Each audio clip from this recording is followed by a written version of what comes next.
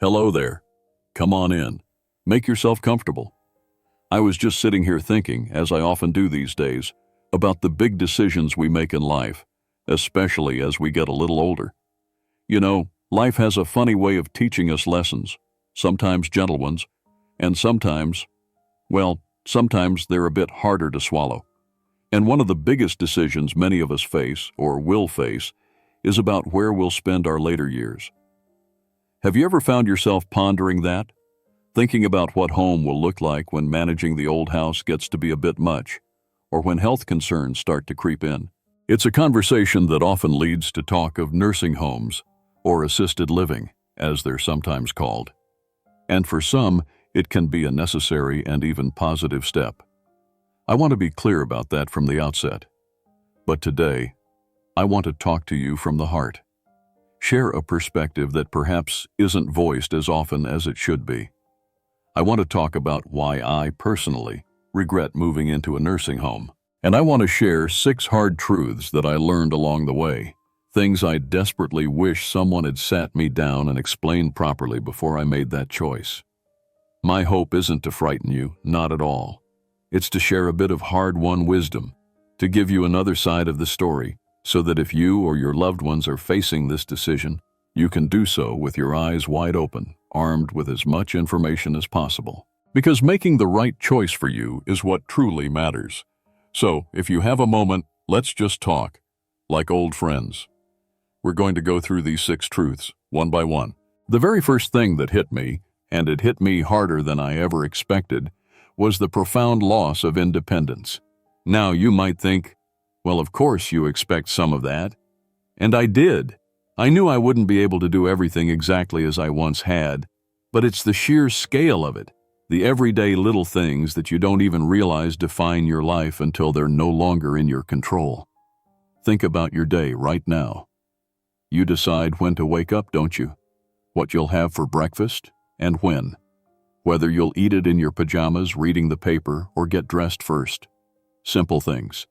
Maybe you like your toast a certain way, or your tea brewed for exactly 3 minutes.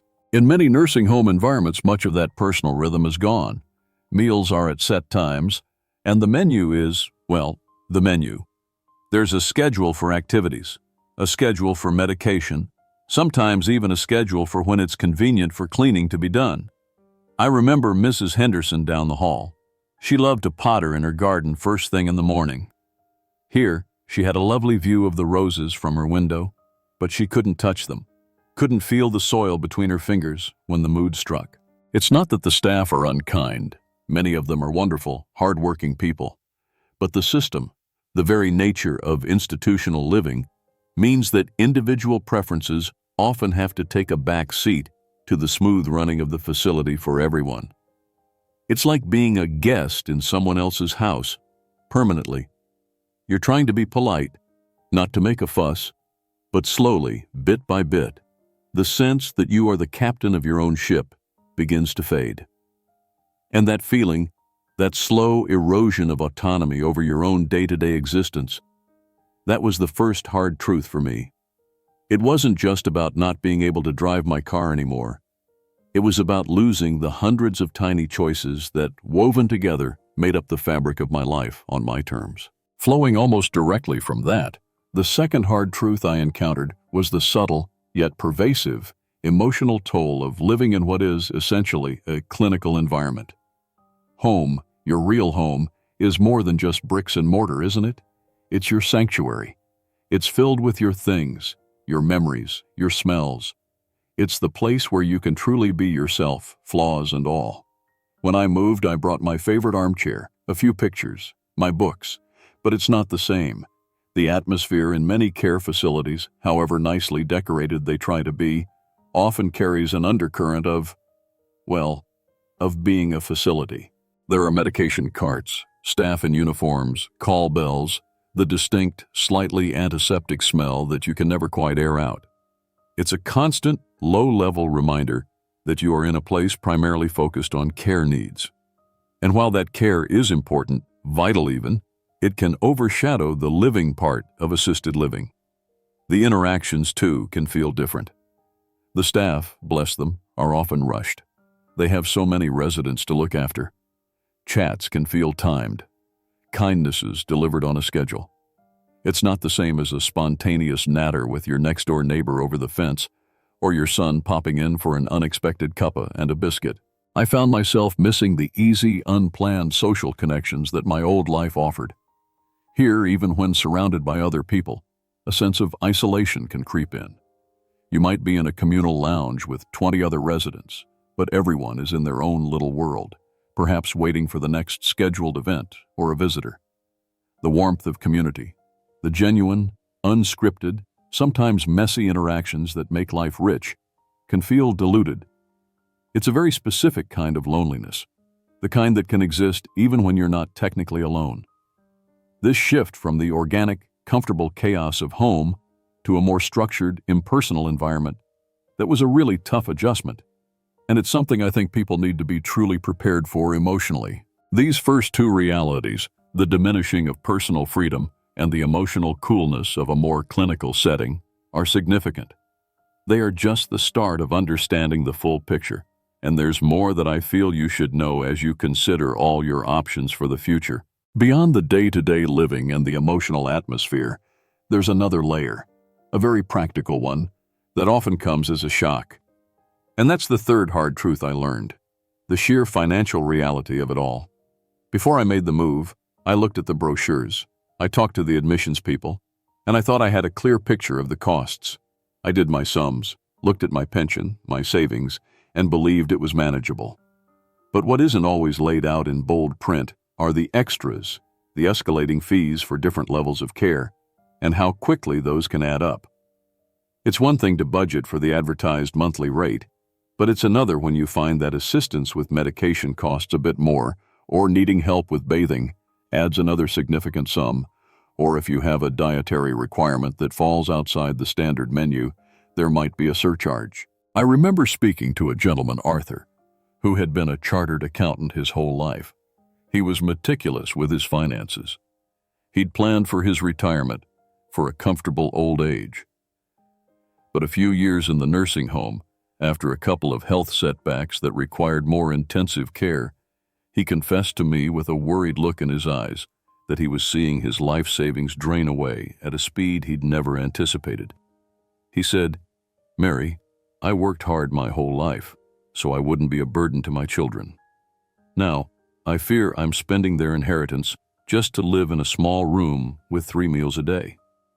And that's a heavy weight to carry, isn't it? The feeling that your hard-earned money, the nest egg you carefully built, is disappearing into a system that, while providing necessary care, doesn't always feel like living in the truest sense of the word. It can create an enormous amount of stress, not just for the resident, but for the whole family. Suddenly, conversations with your children might start to subtly revolve around finances, around whether you can afford the next level of care, or if alternative, perhaps less desirable arrangements need to be considered. This financial pressure, this constant awareness of the cost, it can cast a long shadow over everything else. It's a truth that I think needs to be examined with a very fine-toothed comb, asking very direct questions about all potential costs before signing any agreement. Don't be shy about asking for a full schedule of fees for every conceivable service. It's your money and your peace of mind. So you've got the hit to your independence, the clinical feel, and now this immense financial pressure. It's a lot to take in, but the impact doesn't stop there.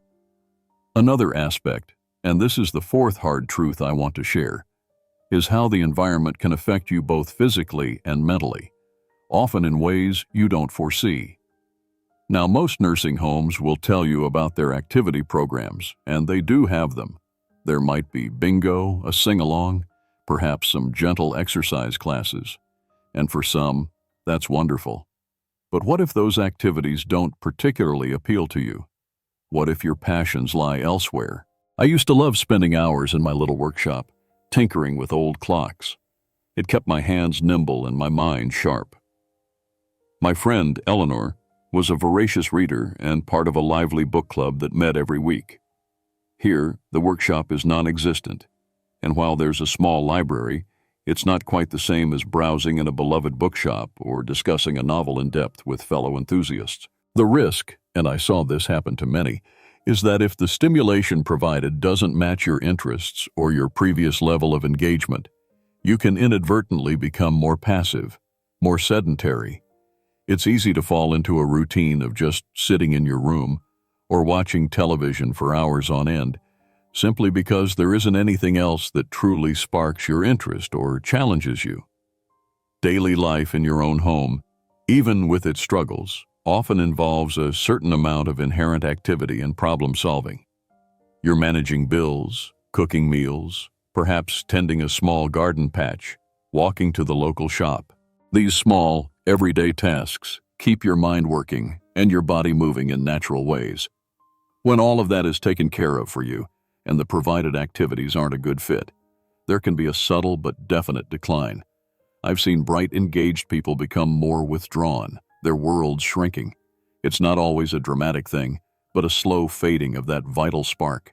And physically, if you're not motivated to join in the group exercises, and the opportunities for the kind of movement you enjoy are limited, your physical strength and mobility can diminish more quickly than they might otherwise. It's this mismatch between the generalized care and activity schedule and the specific, deeply personal needs of an individual's mind and body that can be a real, though often unspoken, challenge. This was a truth that I hadn't fully appreciated, how much my familiar routines and personal hobbies contributed to my overall well-being, and how their absence could create a void. And it's this void that can sometimes lead to a quicker decline than if one had found a way to stay in a more personally stimulating environment, even if it meant bringing more help into one's own home. It's true, that lack of personally tailored engagement we were just discussing, the kind that truly lights up your mind and spirit, can indeed create a significant void. And this void, unfortunately, often extends into another crucial area of our well-being: our need for genuine connection, and equally important, our need for privacy. This brings me to the fifth hard truth I experienced: the profound challenge of fostering deep, meaningful connections and maintaining a true sense of personal space. You might be surrounded by people, other residents, nurses, care assistants, cleaning staff, and yet feel a deep sense of aloneness. Friendships, the kind that nourish the soul, don't just happen because you're in the same building. They require shared interests, mutual understanding, and time. Staff members, however kind and dedicated, are in a professional role. They have many people to care for, and staff turnover can mean that just as you begin to feel comfortable with someone, they might move on, and you have to start building that rapport all over again. With fellow residents, everyone is navigating their own health challenges, their own family dynamics, their own emotional landscapes. While companionship can certainly be found, and I did meet some lovely people, those deep, easy, familiar connections that you've nurtured over a lifetime with old friends and neighbors are incredibly difficult to replicate. Then there's the matter of privacy. Your room, even if it's a private one, often doesn't feel entirely your own. Staff may need to enter for various reasons, sometimes with a quick knock, sometimes with more urgency. Personal care is, by its nature, intrusive, however gently and respectfully it's handled. Conversations with family on the phone or during visits can feel less private if you're conscious of thin walls or the possibility of interruption. I remember longing for the simple ability to just sit quietly with my own thoughts, undisturbed, without the background noise of the facility or the awareness that someone might pop in at any moment. For someone who has always valued their quiet time and personal space, this constant low-level lack of true privacy can be incredibly wearing. It's like never being able to fully let your guard down, to just be in your own sanctuary. This subtle but constant erosion of personal space and the difficulty in forging those truly resonant connections was a loneliness I hadn't anticipated. And all of this really culminates in the sixth and final hard truth, which, in many ways, is the umbrella over all the others. It's the pervasive feeling that you are being managed rather than truly living. Life can begin to feel like a series of scheduled events: medication times, meal times, activity times, bathing times. The focus, understandably but overwhelmingly, is on safety, on physical needs, on the smooth running of the institution. But what can get lost in all this efficiency and care is the sheer joy of living, the spontaneity, the little everyday choices that make you feel like an active participant in your own life rather than a passive recipient of care. It's that feeling of being a resident in a facility rather than a person in their home. Your personal history, your unique preferences, your quirks, the things that make you you, can inadvertently get smoothed over in an environment that, by necessity, often has to standardize. I wasn't just Mary who loved crime novels and hated cooked carrots. I was Room 2B who needed assistance with her evening medication. It's not a criticism of the individuals providing care, many of whom are deeply compassionate. It's a reflection on the nature of the system itself. The loss of the ability to decide to have a late breakfast, to skip a planned activity because you'd rather read a book, to have friends over for an impromptu game of cards without thinking about visiting hours or common room availability. These small surrenders of autonomy, piled one on top of the other, can lead to a sense of resignation, a feeling that your life is no longer your own to direct. And for me, that was the deepest regret. The sense that the vibrant, sometimes messy, but always self-directed life I had known had been replaced by something more controlled, more predictable, and ultimately less fulfilling. Now, when you put all these pieces together, the loss of your own daily rhythm and independence, the sometimes sterile or impersonal atmosphere, the constant worry about the escalating costs, the struggle to find activities that truly engage your mind and spirit, the challenges to finding true privacy and forging those deep connections, and this overarching feeling of being managed, it can paint a very different picture of nursing home life than the glossy brochures might suggest. But please, my intention in sharing these hard truths with you today isn't to fill you with dread or to say that all nursing homes are bad. That's simply not true.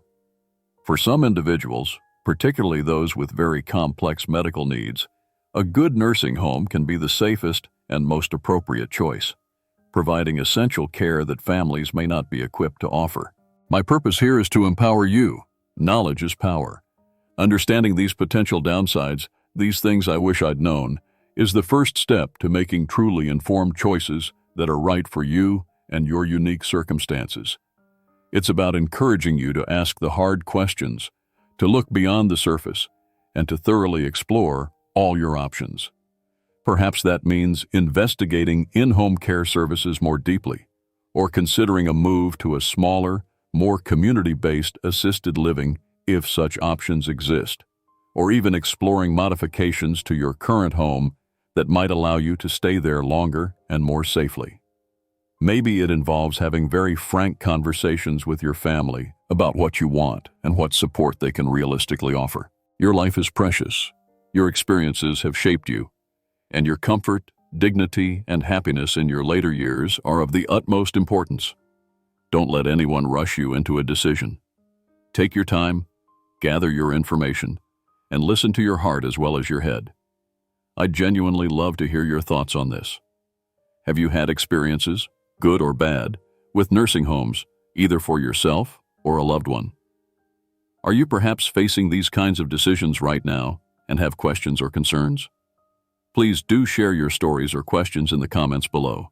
It's by talking about these things openly, by sharing our collective wisdom, that we can all learn and support each other on this journey. And if this conversation has been helpful to you, if it's given you some food for thought, please consider giving the video a thumbs up and perhaps subscribe to the channel. We'll be having more conversations like this about navigating our golden years with as much wisdom, grace, and joy as possible. Remember, no matter your age, every single day is a gift, and making informed, thoughtful choices about how and where you live, that gift can make all the difference in the world to your peace of mind and your ability to truly enjoy it. Here's to living your best life, with dignity, with joy, and with peace of mind, whatever stage you're in. Thank you so much for listening today, and for letting me share my heart with you.